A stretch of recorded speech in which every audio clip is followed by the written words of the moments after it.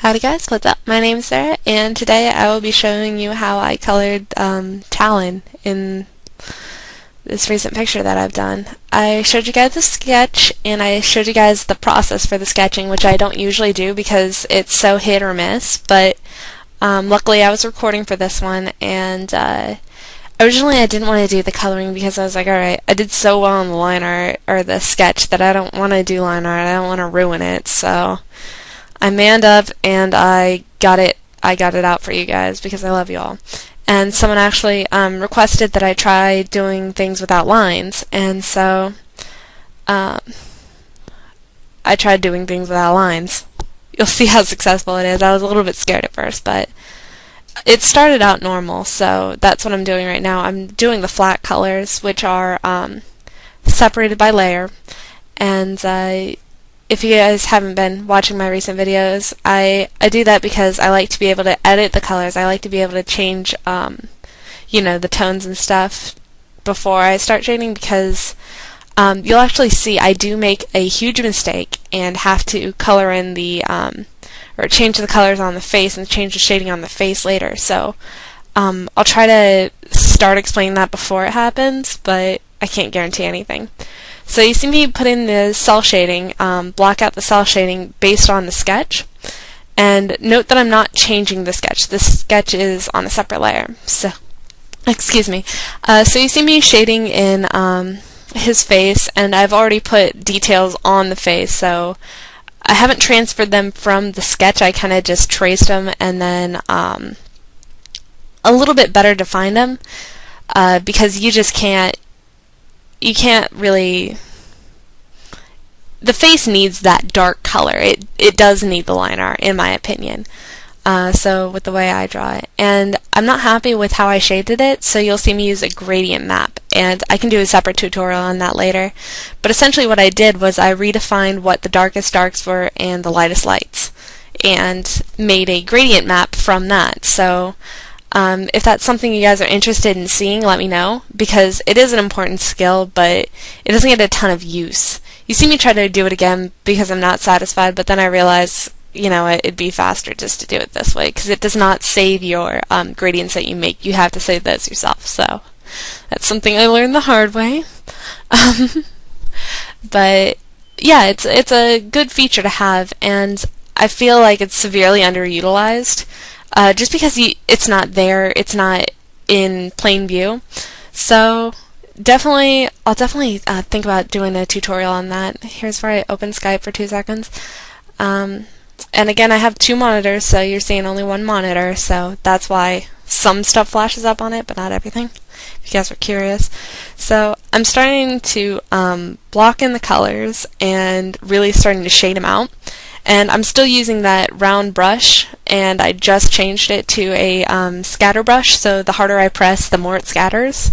But at the tips, it's going to be completely smooth, so that way I can control how bumpy I want the edge to be. And here's where I accidentally put, this is what happens when you put too much on the layer. I just had to cut via layer or something, I think is the command. And that command's only available when you're in the lasso tool, so that's something interesting about Photoshop. It's completely dynamic, as in, like, the menus change for exactly what tool you're using. And you see me kind of darken up his facial features because that is the kind of focus of the picture. And I'm getting the darkest darks in, which are essentially black. And if you've ever taken like an art course in high school or something, they always tell you, get your values out from black to white if you're doing a black and white image. And that's really important because you do want to try to get to black. You start with the mid-range and then go really extreme either way. But it's really tough for me, especially because I'm so used to doing, like, the cute cartoony look, and that doesn't really look good when you shade to black. But when you're not using lines, it's very important to shade to black, because that's all the lines you have. And so you see me kind of put those spikes on. And again, I'm not a fan of useless accessories, I feel. Like, again, not a comment on his character design. Oh, here's where I start the background. I do it kind of like dusty, and I make the sky kind of look a little bit dusty.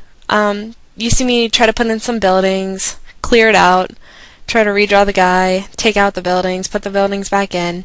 It's a lot of trial and error for me, especially because I'm not used to drawing backgrounds. I'll definitely get into it more, but because I'm in architecture, I should be able to draw backgrounds okay, but they're just a hassle, and so I'm learning that for you guys. Teach you guys how to do it. Learn myself. It's gonna be a tough. But you see me try to just flesh out the details, and I use that term because it's just a slow process. It really is, and you see me try to use perspective, and I'm not using a perfect perspective because it looks a little bit too calculated when I do it. It really does. So I think the style of this picture, I don't want to draw attention to the background, make it look like it is. So, and here's where I put in the smoke and the fog from his ultimate, kind of playing off that. Essentially it's, oh, and here's why I put in some textures to kind of not really emphasize the background, but like kind of throw it into the background a little bit more, because his color scheme is pretty saturated, but the background is also borderline saturated for what it is, for, you know, dust and a building. It's pretty saturated. And oh, you see me add some more details into his metal armor. It's not really armor, because I feel like some plates right here, even though they are useful looking, you'd have to actually try to stab him there. Like, I feel like that's not really deflecting anything. Also, I had a question about his how stealthy he was, because like that's gonna be really clinky if he's walking around in like knee-high boots, like plate boots. So, or greaves, is that what you guys call them? I don't know. I've never been to a Ren Fest. That's a lie, but I've never dressed up for one, so I don't know what the terms are. And chicks don't even wear that, so I can start a trend.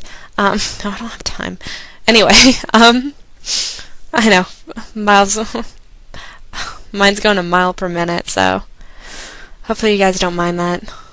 I think about crazy stuff. Anyway, you notice that I found some time to shade or highlight his costume, his purple costume, with that yellow color in the corner, which is the light source. If you noticed before, I had that little icon graphic that said light source in the corner, and that's just to remind me, because I do forget like where my light source is, and it's easy to forget. It's just a good tool to have.